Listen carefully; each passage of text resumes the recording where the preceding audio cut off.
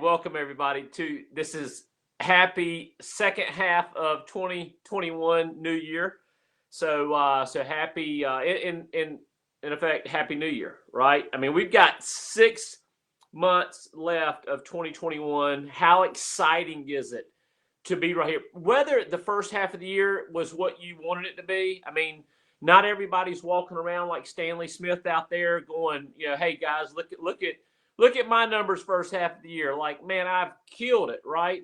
So no matter whether you're Stanley Smith or whether you're whatever, I mean, here we are. Let's draw the line. We've got 6 months left of 2021, and it's going to be on fire. It's going to be exciting. We've got 2 full months left of write your own contract.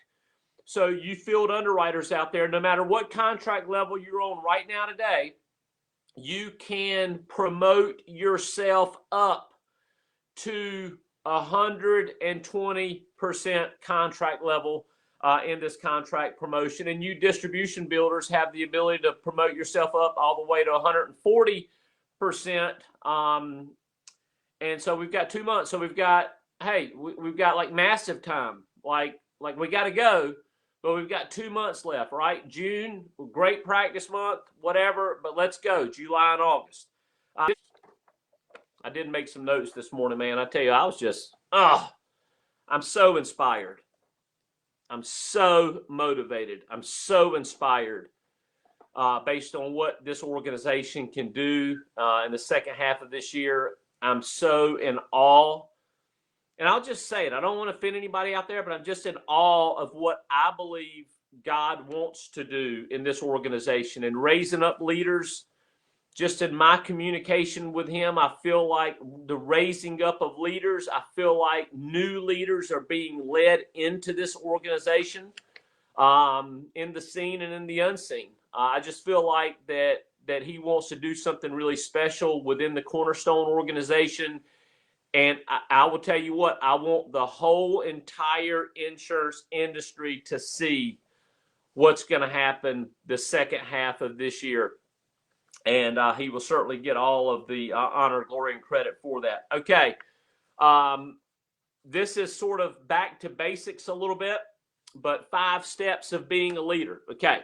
So for those of you guys out there that are leaders, this is the process. You're going to be able to find yourself in this process. For those of you guys that are new and you're wanting to become a leader, okay, this is the process. Write these 5 things down if you can. If you're not driving, if you're driving, pay attention to the road and you can listen to the link later. Okay, so number 1, leaders, they're coachable. Okay, we just say leaders listen. They listen a lot. They're coachable. They're teachable. It's not that they're incapable of making decisions. They make decisions all the time. But when possible, they make decisions under counsel. Okay, let me just say that again, okay? Leaders, guys, if you have to make a decision and it's like you got to make it right then, well, then leaders make a decision. And then they work their butt off to make it the right decision, okay?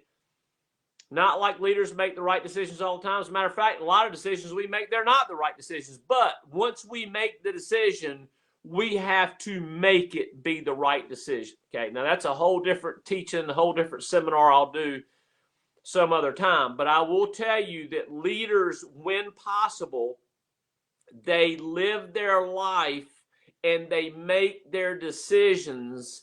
They wage war on mediocrity. They build their game plan around counsel. Counsel from an upline, from a mentor, to somebody that has been, preferably somebody that has been where they are. That's why these outside speakers, listen, John Gordon, I love John Gordon. John comes out with a new book, I'm going to read it, right? Andy Andrews, one of my favorite authors ever, right? He comes out with a new book, I read it. But I don't think either one of those guys have ever gone out and did a presentation, insurance presentation. I don't think any of those guys have ever sat down at a kitchen table with somebody and talk to somebody about their income, assets, and existing insurances. I don't think any of those guys have ever built an insurance organization. So I'm not going to take counsel. I'm going to learn from what they write, okay, or speak about. But I'm going to take counsel from the people that have been in life where I actually am. And for me, that's one person. That's Barry Clarkson, okay? He's physically been where we are, okay? And we, truth be known, we have a long way to go to ever get to where he's gotten to in this industry, okay? So let's all pray for Barry to live a long time, okay? So listen a lot, being coachable, making direction based on counsel. It doesn't make a leader weak to counsel. It makes a leader strong when they counsel. Leaders that make decisions without counsel, I will show you an ego problem. I will show you an ego. You show me a leader that has a challenge with submission, and I will show you a leader with an ego problem. And at some point in time, if not currently, that ego problem is keeping them from vital growth. Okay, so number one step of being a leader. Number two step of being a leader, massive action. Okay, we can talk about definiteness of purpose. We can talk about singleness of purpose. We can talk about burning desire. But guys, here's the thing. Your numbers are your numbers. And we can go back and we can analyze your numbers. But at some point in time, okay, so you know, they say this. They say statistics are for losers. You've heard that, right? Typically it's brought up, okay, when your favorite sports team loses. The coach gets on there and they talk about statistics, okay? I remember, okay, one of my favorite sports teams, they had this coach, and this coach was really selling the future, and it was always selling the future, always selling the future. And their one-loss record was horrible, but every single loss, the coach would get on the press conference and talk about statistics. And they would talk about this statistic that showed that we whooped their fannies, and this statistic that talked about we should whoop their fannies, and this statistic, and this statistic. But why was he talking about statistics? Because the real number that mattered, the scoreboard, when the clock went to zeros, we were at least 1 point less than the opponent, which means we lost the game. So statistics are for losers.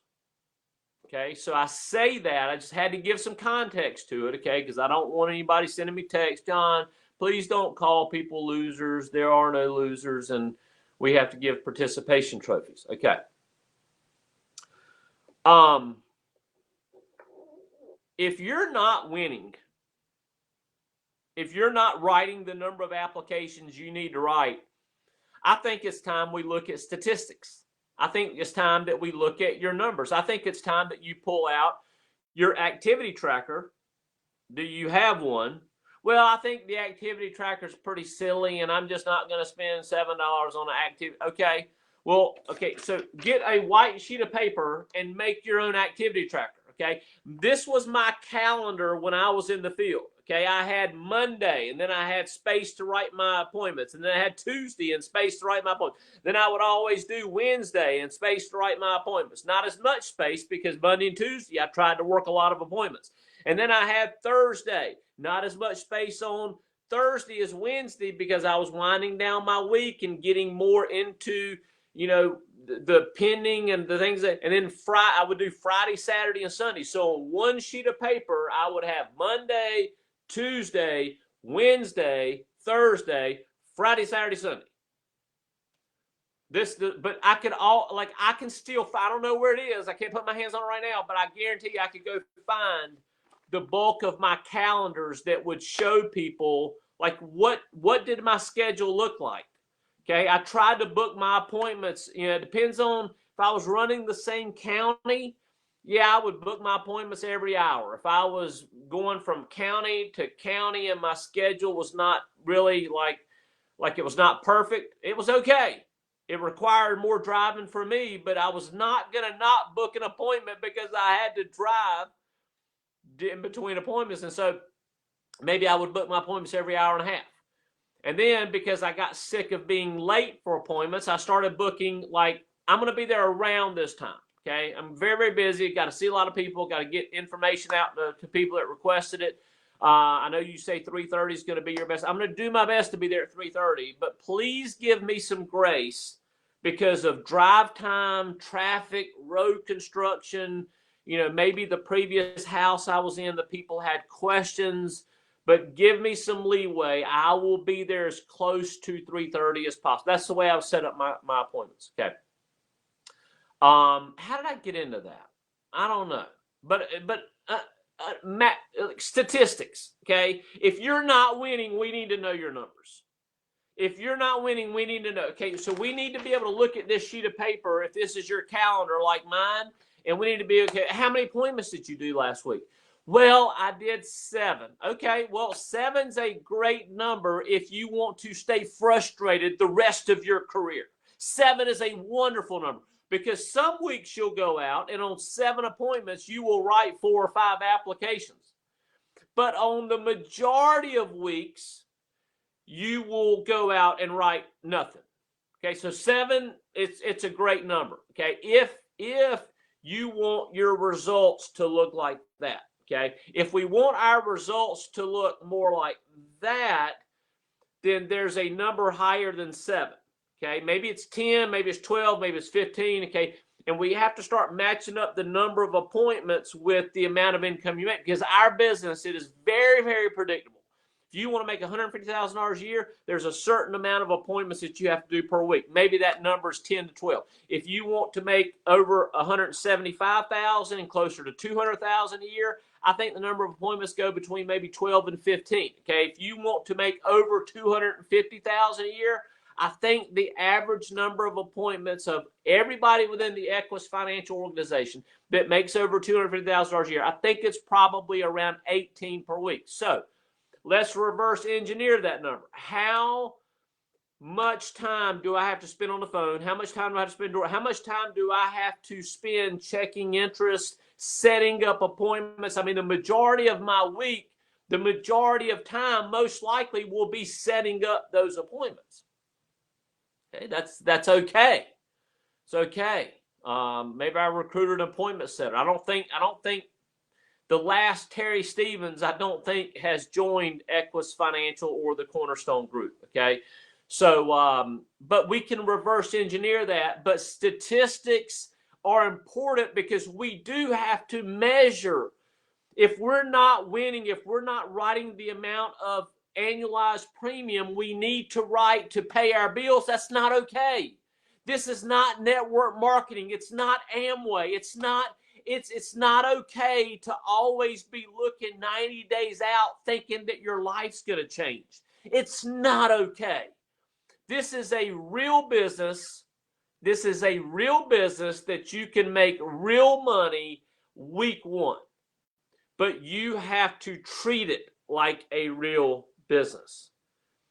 So number 1, we've got to listen a lot. We've got to be coachable. Number 2, we've got to put massive action into our business. Okay, massive action, up the failure rate, up our success rate. Okay, Dave Anderson's got one of the best recruiting books out there called Up Your Business. Up Your Business. Okay, let's come together and let's write a Cornerstone Financial book, the Cornerstone Group book called Up Your Production. Okay, and we can list the things that up your production. Okay, number 1, listen a lot. Number 2, work smart. Work massively. Okay. Number 3, results.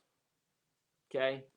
Listening, being coached, being mentored, growing yourself into the type of person other people want to be in business with and do business with.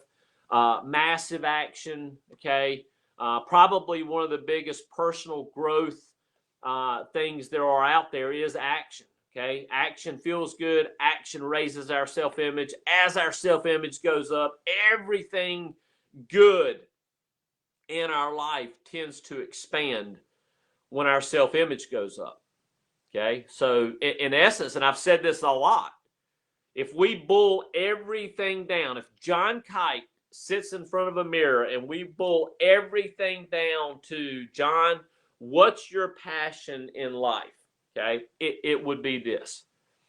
I want to be a meaningful specific in helping people raise their self-image.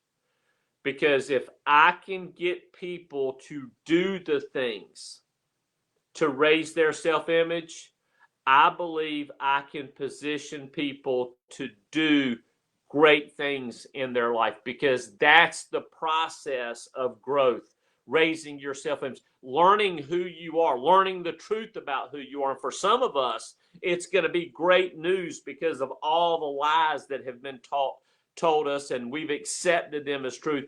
Okay, as we renew our minds, as we transform our lives based on the renewing of our minds, our self-image goes up. As we work feels good. It's weird to say this, but failure starts feeling good because we start looking at ourselves in the mirror and we start going, man, I got what it takes. I'm willing to go out there and get the nose. I'm willing to drive the miles. I'm willing to sit in my car 3.5 hours away from home after 5 no-shows and a chargeback and be okay. Like, there's not much else negative that can happen in my business, okay? So I can get through that. And see, all of a sudden now my image, my perception of who I am starts going up. Start saying, hey, bad at the bone. Not that my life's perfect. It's not. It's struggle after struggle. But going through the struggles is what raises our self-image. So if you're in the struggle, if you're in the soup, man, if you're in that part, hey, that's what it's all about, man. Like, it's okay. Quit trying to cut that time short. Quit thinking it's like getting out of that. No. Embrace it. Embrace it. And it's not so much that you get out of it. It's so much that what happens inside of you all of a sudden calms everything around you. So I don't want your mental image of getting out of it. Like a helicopter comes in, drops a rope, and pulls you out of the suck, right? No. Now I want you, the mental image I want you to have is that you're in the suck, but the more you discipline yourself daily, the more you grow, the more your self-image grows. Okay, and that's a daily thing.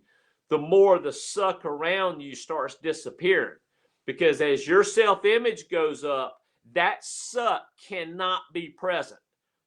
Okay, that suck, that struggle cannot be present in the life of somebody's self-image goes up. Now, the very moment somebody, and a lot of times this is based on wrong association, that when people start, their self-images start to get low, watch the suck, watch the struggle, watch the soup reappear.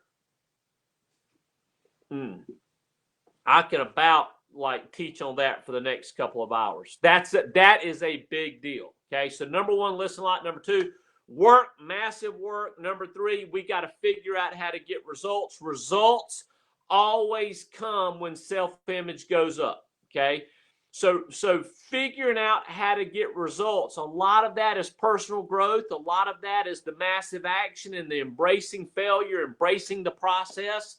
Okay, but it's figuring out how to get results, and that's different for everybody. Now, number four, when you figure out how to get results, there's not a shortage of recognition in our industry. You're going to be made to feel like you're, I don't know, Tom Brady, Tiger Woods. You're going to be made feel like you're the greatest in the world. I mean, recognition has the ability to do that. And here's the thing. Properly received, I think recognition is great. Properly received.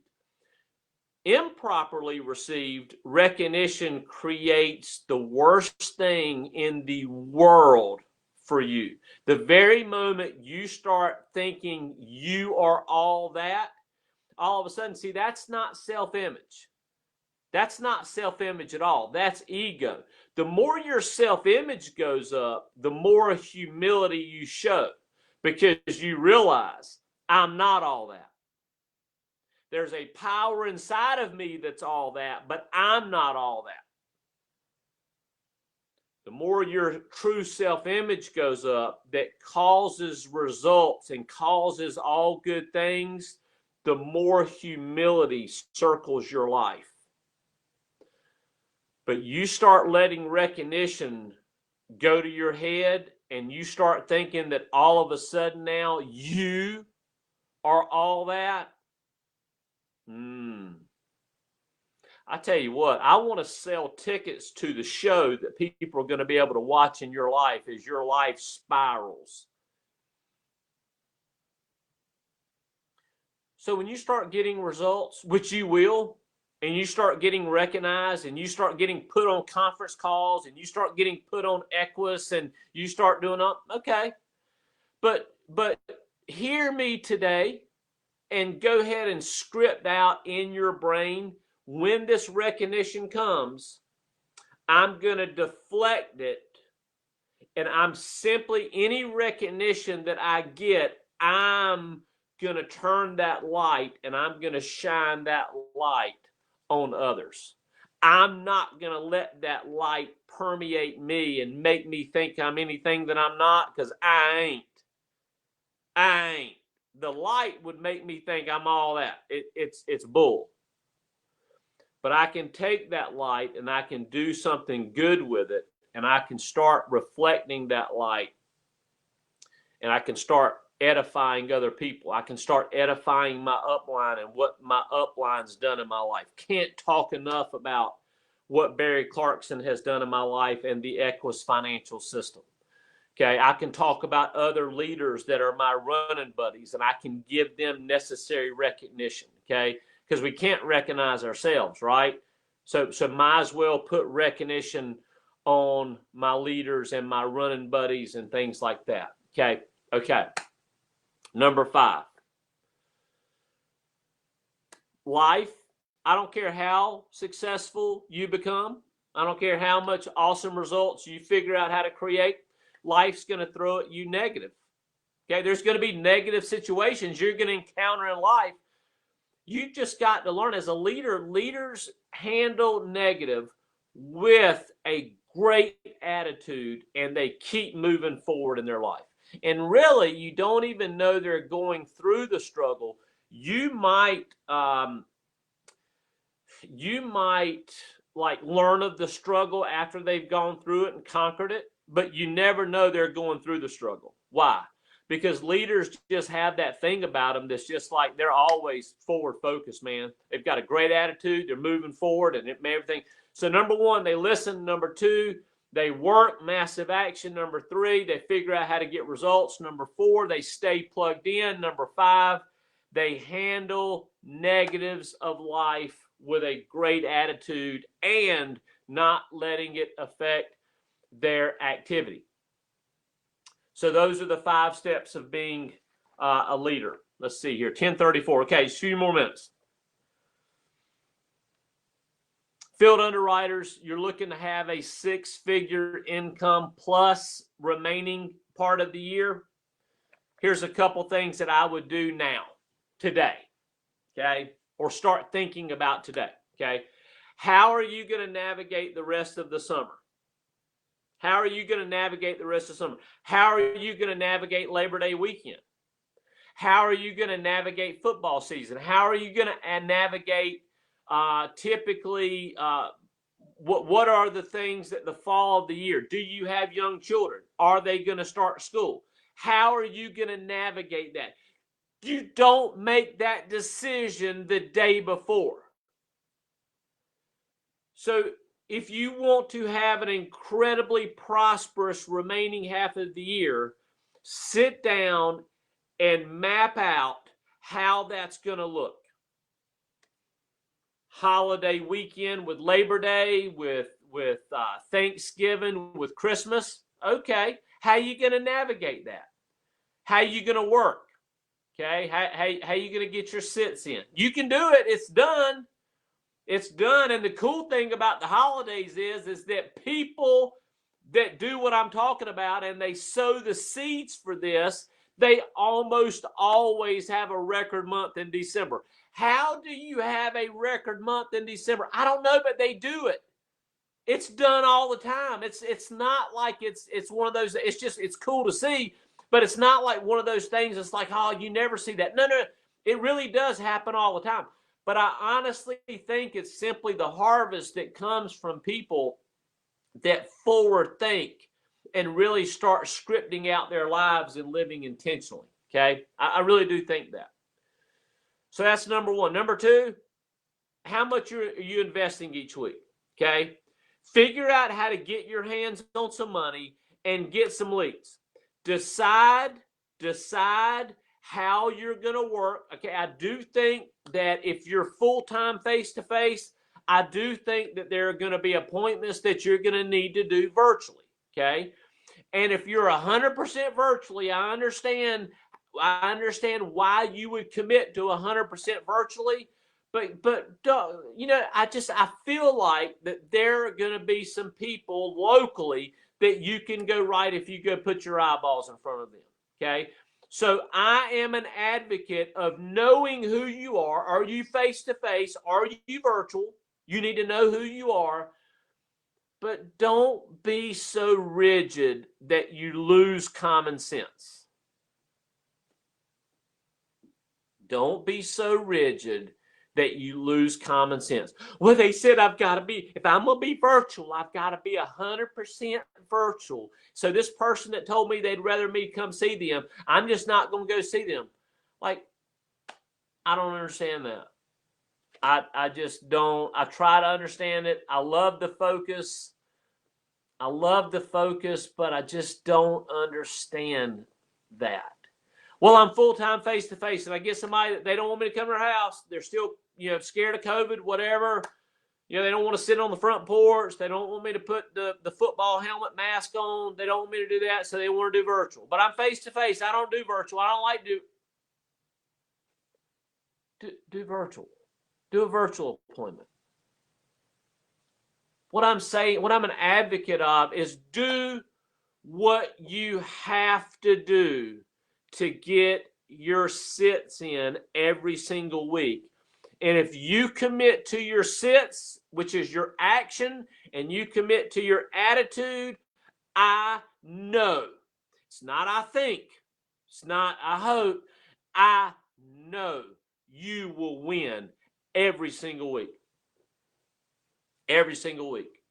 You'll win. So script out how you're going to go through the second half of the year. Script it out, baby. Go all the way to January 1st. How are you going to do it? Okay? You got some big things coming up. Equus Financial has a virtual conference coming up in September. Okay? That needs to be on your calendar. That is a non-negotiable. Okay? It's a virtual event. I wish it was face-to-face. I will tell you that I think that Cornerstone, I think that we're really close. I'll have a conversation with the leaders about this before we announce it. But I think that we're really close to announcing a face-to-face Cornerstone, true Cornerstone, face-to-face day and a half conference. Okay, I've got the location picked out. Everything has lined up. I will talk to Barry before any dates. But guys, I'm excited about that. And here's why I'm excited about it. Okay, it's not going to be. I don't want to show. Okay, I'm not thinking about how the stage show. I don't care about that. What I want is I want a stage, I want a microphone, and I want our leaders teaching. I want the Cornerstone Group's leaders teaching. I want a stage that gives them a microphone and a voice, and whoever wants to show up for that, they will grow, they will learn. But that's going to be the power of growing leaders in the Cornerstone Group, and it happens face to face. So that'll happen. When? I don't know. But we got virtual coming up in September. So let's focus in on the Equus Financial's virtual conference, which I think is a Friday. But that's coming up in September. Invest in the amount of leads that you need. And even if you're working A leads, guys, going back and listening to Terry Stevens' message last week, that's a message that I would listen to every single week. Okay. So you field underwriters, I'm going to put this challenge on you.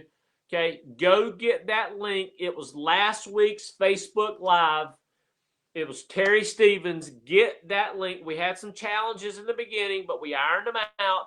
Listen to that. Listen to what Terry teaches about booking appointments. I think that call she did last week was transformational for anybody that wants to earn a six-figure income in our organization. The secret to the sales process is, I think one of the secrets is the fact that, we don't succeed because we sell people life insurance. We take people that don't have a need, that are not interested, but our presentation, we sell them. No. That's not how we succeed. Okay. We succeed by seeing a certain number of people, and out of a certain number of people every single week, there are people that identify themselves as, we want the coverage. Okay, here's my health, here's my existing insurances, here's my budget, but we want the coverage. Okay, now I do want to say this. I do think that a secret to getting to that point is finding out the mindset of the person you're sitting with. Okay, so if you don't listen to anything about the call, listen to this. I think a secret to all great field underwriters is they have the ability to discern. I can say that it's the personality, but it's not so much the personality as it is the mindset that the person, the client, has right now about you sitting in front of them. So I typically would ask somebody, what were you thinking about when you filled out this form? Are you just wanting to make sure that the mortgage is protected if you pass away or get sick or hurt? What were you thinking about? Genuinely asking somebody what they were thinking about when they filled out the form or what they're wanting to happen, it allows me to cheat.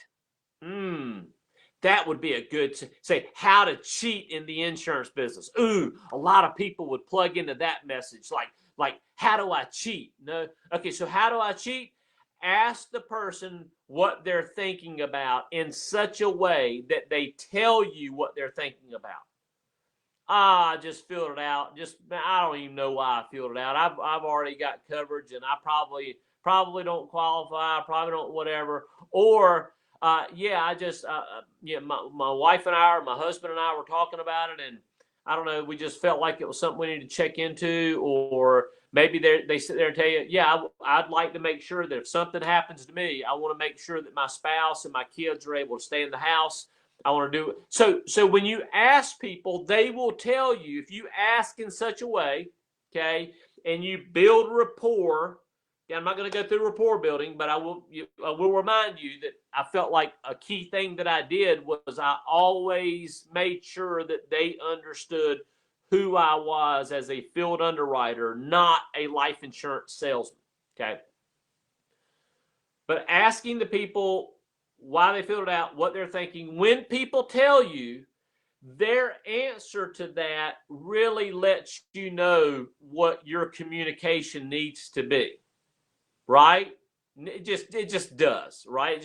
It kind of dictates what presentation you give them based on their thought process.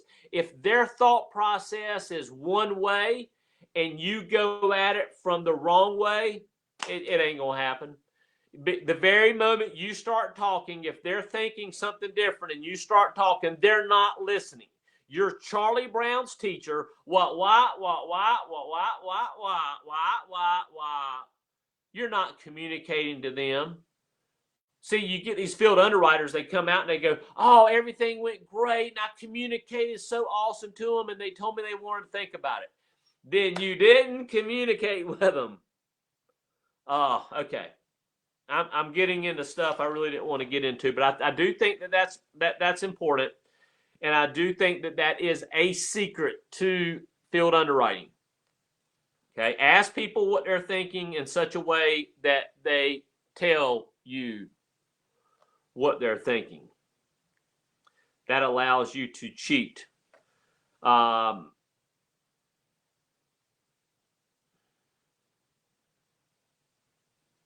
You know, I'll end with this.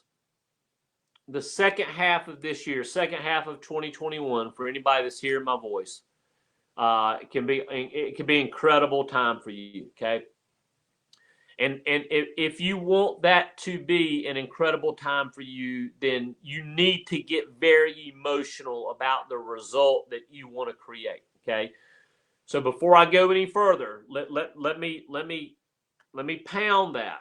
You need to be emotional. If there's one thing that I sense when I talk to agents that are struggling, they don't really know why they're doing what they're doing. They're not why driven, and it shows. They're almost going at this like a job, and I will tell you, I've heard people teach others how to go at this like a job, and I've always disagreed with that.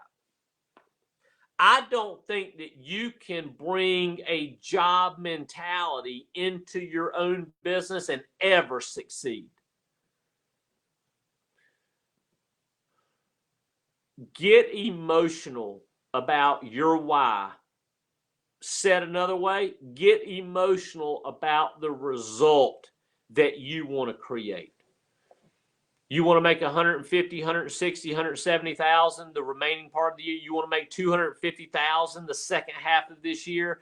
Get emotional about that and what that would allow you to do or create, the circumstance, the positive circumstances that income would create in your life. So while you get emotional about the result, once you reverse engineer and you come out with the work process, don't get emotional about that. Don't ever get emotional about the process. Get emotional about the result that the process produces. Do you realize this?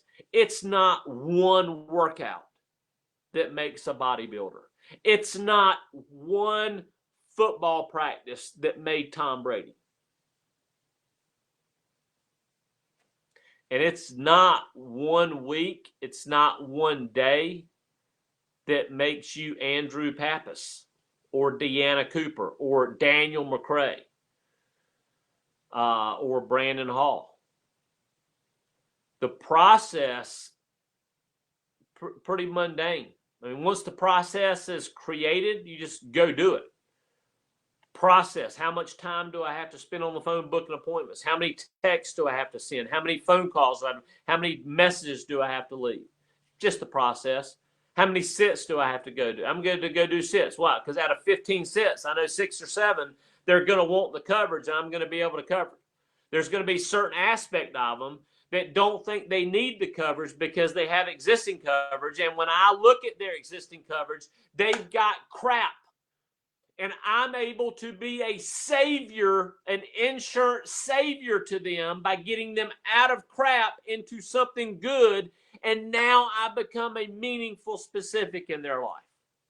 How many field underwriters do we have that's still not sold out to looking at existing insurance, knowing that so much existing insurance is bought based on name recognition? How many AARP policies are there out there? Can I tell you this? AARP sells more than Equus. Crap insurance that people buy through the mail. Globe Life, are you kidding me? Lincoln Heritage, are you kidding me? State Farm, Farm Bureau, Allstate. Guys, whenever my prospects would say they had existing insurance, anytime they ever said they had existing insurance through one of these companies, it was like inside I wanted to go, yeah, because I knew I was going to be able to put them in a better position. And those clients, they never come off the books, because what you did for them, they know they can't ever repay you. It's like, if I would have died with this coverage, or if I would have continued on with this coverage, there would have been negative circumstances. But you, John Kite, you came into my house. I told you I didn't need mortgage protection. I told you I wasn't even interested. But you looked at my policy. You gave me an honest policy review. And I found out that I had a policy that was less than what I could afford and less than what I could qualify for. Thank you. Thank you, thank you, thank you, thank you, thank you. Tell you what, it saving those people, it was about worth everything in when I was in the field in my career. And I know it will be for you. Second half of the year, happy 6-month new year. Here we go. Here we go, baby. July to December 31st. You focus like you've never focused. Discipline yourself. Examine the activities that you're doing in your life, and the ones that are not congruent with who you want to be and where you want to go. Today's the day to stop it. If you need professional help stopping it, get professional help stopping it. But today's a day that we draw that line in the concrete and we move forward. First half of the year, not what you want it to be. First half of the year was awesome. Great. Either way, let's go. Because what we can do in this organization, the people that we can serve and the leaders that we can build, I think there's never been a time in our country's history where we're needed more than we're needed right now. So with that, God bless you guys. Have a great week.